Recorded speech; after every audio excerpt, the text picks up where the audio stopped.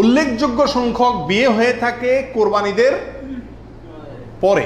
আপনারা খেয়াল করবেন, আগদ হয়তো আগে পরে হয়, খাওয়ান দাওয়ানের অনুষ্ঠান হয় কোরবানিদের পরে। আল্লাহ মাফ করুক, কোরবানির সময় তো গরু একটা এমনি জবাই করা লাগে, তো ওই সময় যদি অলিমার অনুষ্ঠানটা বা বৌভাতের অনুষ্ঠানটা করা যায় তাহলে তো ওই গোশত দিয়েই সারা যায়, গোশতের টাকাটা বেঁচে যায়। যদি কারোর এরকম উদ্দেশ্য থাকে তাহলে সেক্ষেত্রে তার কোরবানি হবে না।